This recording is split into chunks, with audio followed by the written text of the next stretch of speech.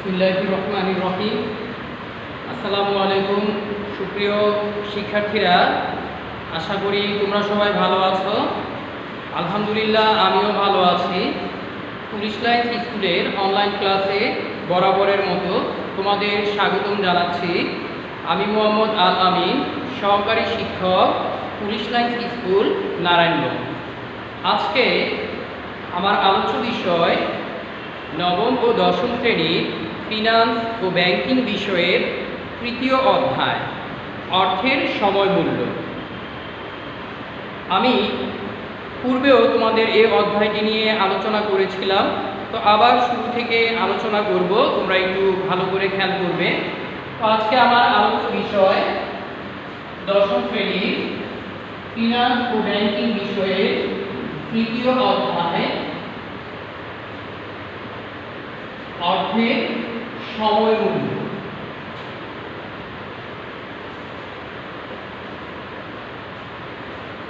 অর্থের সময় মূল্য। শিক্ষার্থীরা একটু ভালো করে খেয়াল করবে, তোমরা যারা দশম শ্রেণীতে পড়ো তোমাদের ফিনান্স ও ব্যাংকিং বইয়ে এটি হলো তৃতীয় অধ্যায়, আর যারা নবম শ্রেণীতে পড়ে তাদের বইয়ে এটি হলো চতুর্থ অধ্যায়। তবে আমি যেহেতু দশম শ্রেণীর ফিনান্স ক্লাস নেই, এজন্য আমি দশম শ্রেণীর বইকে ভিত্তি করে করাচ্ছি যে তৃতীয় অধ্যায়, অর্থের সময় মূল্য, যাকে ইংরেজিতে বলা হয় টাইম ভ্যালু অফ মানি।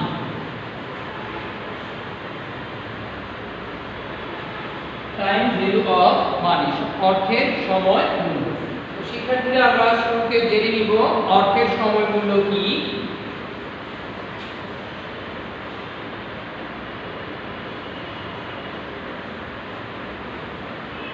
সময়ের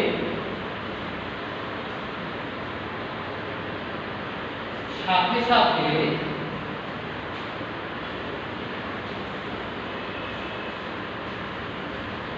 অর্থের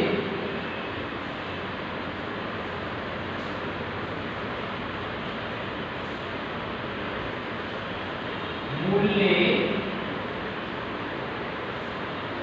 যে পরিবর্তন হয়।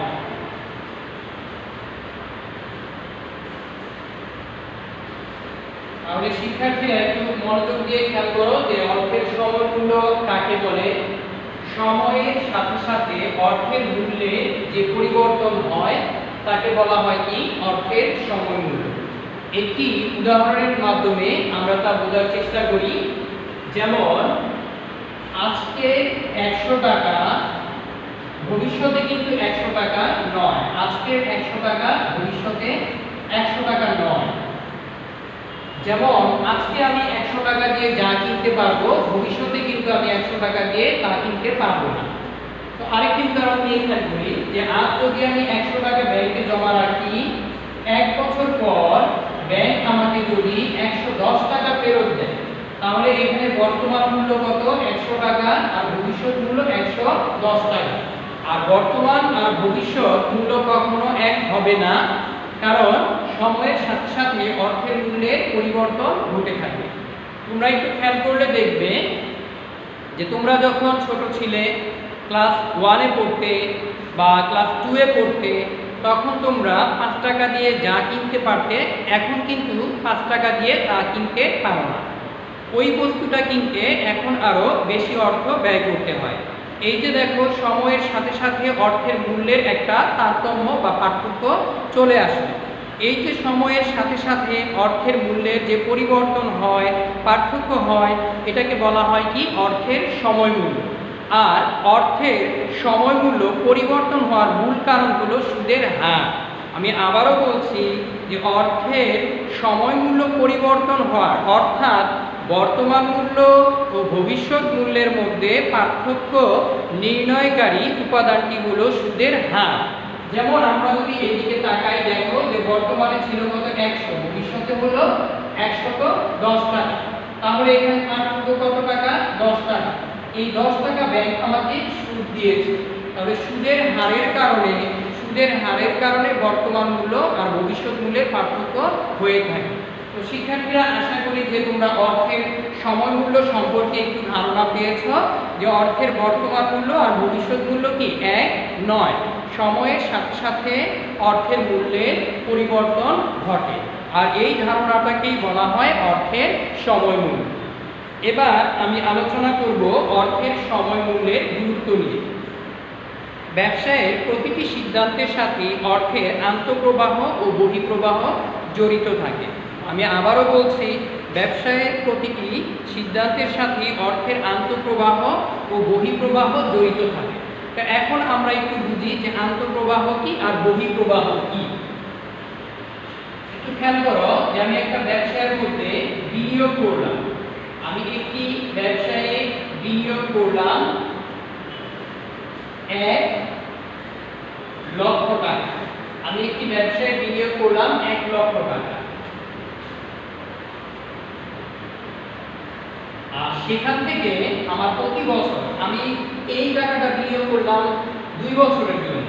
তো সেখান থেকে আমার প্রতি বছর আয় আসছে 70,000 টাকা করে।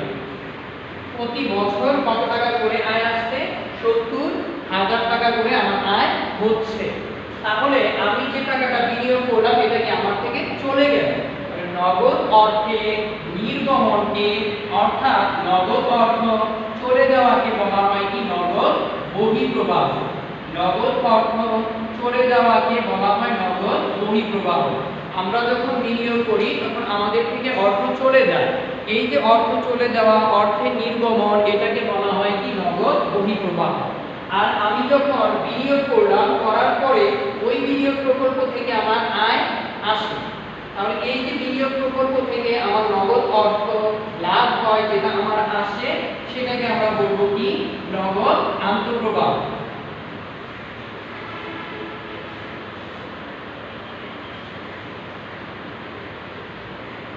নগদ আন্তঃপ্রবাহ। তাহলে আমরা কি জানলাম যে ব্যবসায়ের প্রতিটি সিদ্ধান্তের সাথে নগদ অর্থের আন্তঃপ্রবাহ ও বহিঃপ্রবাহ জড়িত থাকে। তার মানে আমরা বিনিয়োগ করি এবং সেখান থেকে কি আয় হয়। সাধারণত পণ্যদ্রব্য ও সেবা বিক্রয় হতে অর্থের যে প্রবাহ ঘটে তাকে আন্তঃপ্রবাহ বলে। তাহলে সাধারণত আমাদের অর্থের আন্তঃপ্রবাহগুলো কোথা থেকে হয়? যদি আমরা পণ্য বিক্রয় করি সেক্ষেত্রে কি আমরা নগদ অর্থ পাই, অর্থাৎ নগদ অর্থের আগমন হয়।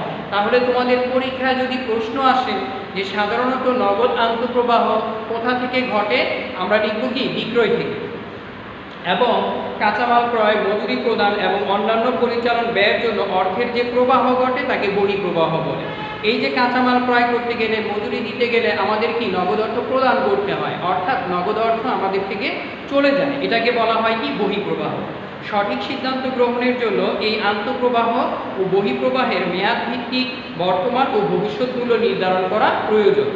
ফলে অর্থের সময় মূল্যের গুরুত্ব বিবেচনায় বলা যায়। তাহলে আমরা জানলাম যে এই যে নগদ অর্থের আন্তঃপ্রবাহ এবং বহিঃপ্রবাহ, এর বর্তমান মূল্য এবং ভবিষ্যৎ মূল্য জানার জন্য আমাদের কি দরকার? অর্থের সময় মূল্যটা দরকার। কারণ অর্থের সময় মূল্য সম্পর্কে ধারণা না থাকলে আমরা বর্তমান মূল্য, ভবিষ্যৎ মূল্য নির্ণয় করতে পারবো না।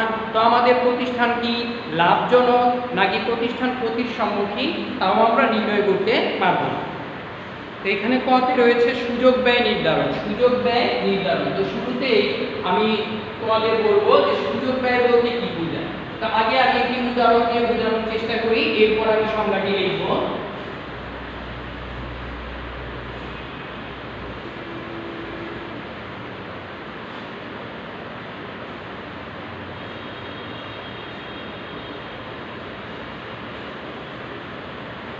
মনে করো আমার কাছে 1 কোটি টাকা রয়েছে।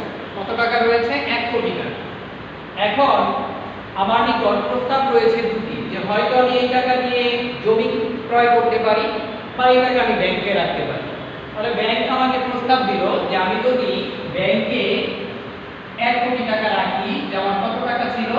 1 কোটি। এই 1 কোটি টাকা যদি আমি ব্যাংকে রাখি, ব্যাংক আমাকে বলল সে আমাকে 10% সুদ দিবে। এছাড়াও আমার কাছে আরেকটি অফার রয়েছে যে আমি কি জমি ক্রয় করতে পারি। তাহলে আমার এই টাকাটা আমি দুইটা ক্ষেত্রে বিনিয়োগ করতে পারি, হয়তো ব্যাংকে নয়তো জমি ক্রয় করতে পারি। তাহলে কয়টা প্রস্তাব রয়েছে এখানে? দুইটি। তো আমি করলাম কি এখানে ব্যাংকে টাকা না রেখে জমি ক্রয় করলাম। আমি ব্যাংকে টাকা না রেখে জমি ক্রয় করলাম। তাহলে আমি কোন প্রকল্পটাকে বাদ দিয়ে দিলাম? এই প্রস্তাবটাকে বাদ দিয়ে এই প্রস্তাবটাকে গ্রহণ করলাম। আমি এই প্রস্তাবটাকে বাদ দিয়ে এই প্রস্তাবটা গ্রহণ করলাম। তাহলে এই যে প্রস্তাবটা আমি বাদ দিয়ে দিয়েছি, এটাতে যদি আমি টাকা রাখতাম, অর্থাৎ এই প্রস্তাবটা যদি আমি গ্রহণ করতাম, তাহলে আমার আয় হতো কত পার্সেন্ট? 10%। তো আমি এটা না করে আমি জমি ক্রয় করেছি। তাহলে আমি কোনটাকে ছেড়ে দিয়েছি? এটাকে ছেড়ে দিয়েছি। এই যে যেটাকে ছেড়ে দিয়েছি এটার আয়টাই হলো যেটাকে গ্রহণ করেছি তার জন্য সুযোগ ব্যয়। তাহলে এখানে জমি ক্রয়ের সুযোগ ব্যয় 10%।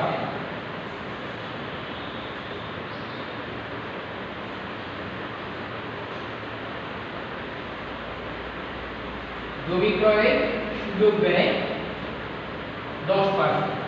আবারও খেয়াল করি যে এখানে জমি ক্রয় করতে গিয়ে আমি এই প্রস্তাবটাকে বাতিল করে দিলাম। তাহলে এই যে আমার বাতিলকৃত প্রস্তাবের যে সম্ভাব্য আয়, সেটাই হচ্ছে আমি যে প্রকল্পটি গ্রহণ করেছি তার সুযোগ ব্যয়। আমি আবারও বলি যে দুটি প্রকল্পের ক্ষেত্রে বা তিনটা প্রকল্পের ক্ষেত্রে আমরা যে কোনো একটা প্রকল্পকে বাছাই করতে গিয়ে অন্য প্রকল্পগুলো ছেড়ে দিই বা বাদ দিয়ে দিই। তাহলে এই যে প্রকল্পগুলো ছেড়ে দেয়, ওই প্রকল্পগুলোর আয় হচ্ছে যেই প্রকল্পটা গ্রহণ করি তার সুযোগ ব্যয়। যেমন আমি ছেড়ে দিয়েছি যে এখানে ব্যাংক, আর গ্রহণ করেছি কি জমি। তাহলে এই ক্ষেত্রে জমির সুযোগ ব্যয় কোনটি? ব্যাংকের যে সুদের হার ছিল সেটি।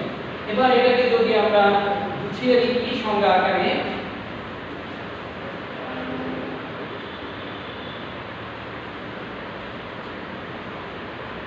সুযোগ ব্যয়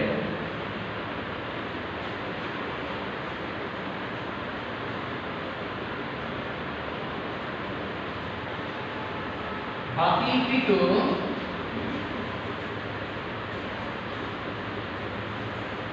প্রকল্পের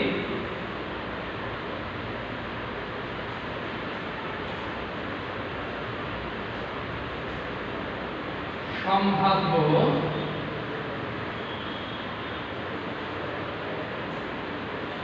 আয়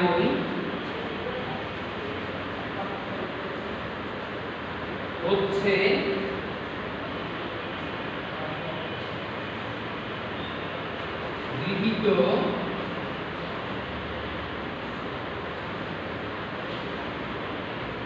প্রকল্পের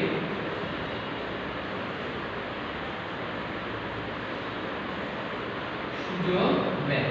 তাহলে শিক্ষার্থীরা, তোমাদের যদি পরীক্ষায় প্রশ্ন আসে যে সুযোগ ব্যয় কি, সেক্ষেত্রে তোমরা এই সংজ্ঞাটা লিখবে। যে বইয়ের মধ্যে কিন্তু সুনির্দিষ্ট সংজ্ঞা নেই, একটু বুঝিয়ে লেখা নেই, এজন্য আমি লিখে দিলাম যে বাতিলকৃত প্রকল্পের সম্ভাব্য আয় হচ্ছে গৃহীত প্রকল্পের সুযোগ ব্যয়। আর তোমাদের যদি 2 নম্বরের জন্য অনুধাবন প্রশ্ন আসে, সেই ক্ষেত্রে তোমরা জ্ঞানমূলকে এটা লিখবে। আর অনুধাবনী দিয়ে এই উদাহরণটি দিতে পারো যে এই যে দুইটা প্রকল্প ছিল, এর মধ্যে আমি একটিকে গ্রহণ করলাম, অন্যটিকে ছেড়ে দিলাম। তাহলে যেটিকে ছেড়ে দিলাম বা বাদ দিয়ে দিলাম তার আয় হচ্ছে গৃহীত প্রকল্পের, মানে যেটা গ্রহণ করলাম তার সুযোগ ব্যয়। তো আশা করি শিক্ষার্থীরা তোমরা সুযোগ ব্যয় ধারণাটি বুঝতে পেরেছো। আর তোমাদের বইও সুযোগ ব্যয় সম্পর্কে বলা হয়েছে, তোমরা একটু বই পড়বে। আর না বুঝলে অবশ্যই জানাবে, আমি তো বুঝিয়ে দেওয়ার চেষ্টা করেছি। তারপরে যদি না বুঝো অবশ্যই আমাদের গ্রুপে জানাবে।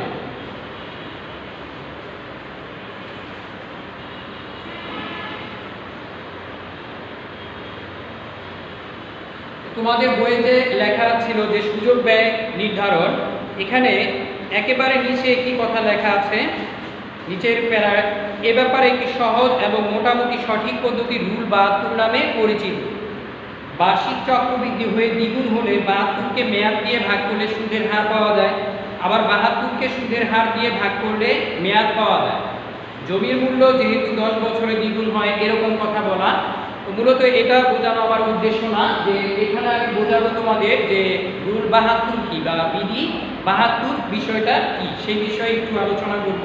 তোমরা খেয়াল করবে মনোযোগ দিয়ে।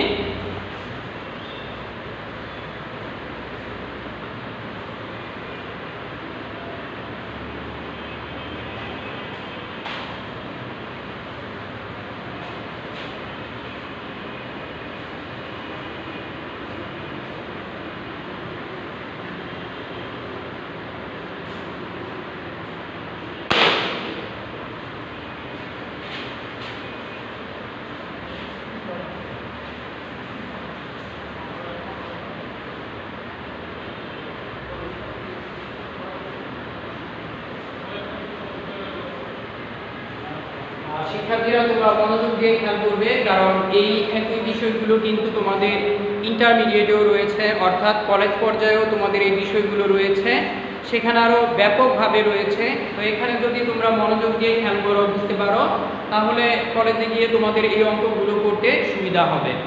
তো আমরা এখন আলোচনা করব বিধি 72 বা রুল 72 নিয়ে, যে বিষয়টা কি।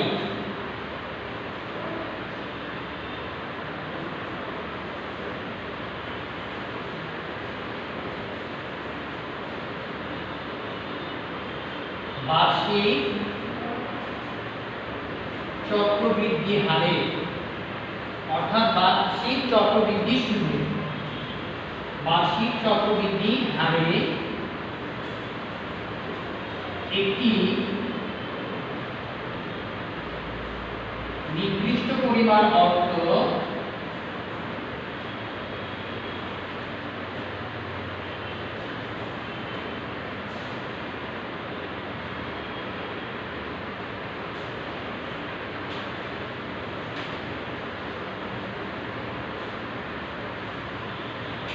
কত সময়, সময় বলতে এখানে বোঝানো হয়েছে যে কত বছরে, কত সময়ে বা কত শতাংশ হারে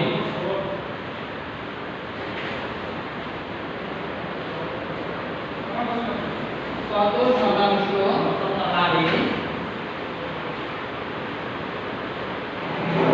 দ্বিগুণ হবে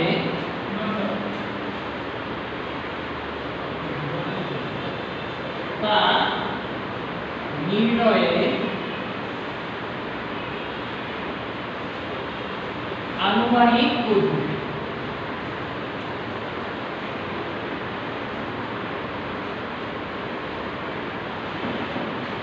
আনুমানিক পদ্ধতি। তো শিক্ষার্থীরা এখানে দুটো বিষয় একটু ভালো করে খেয়াল করতে হবে, যে সুদের হারটা হলো বার্ষিক আর কত গুণ দ্বিগুণ।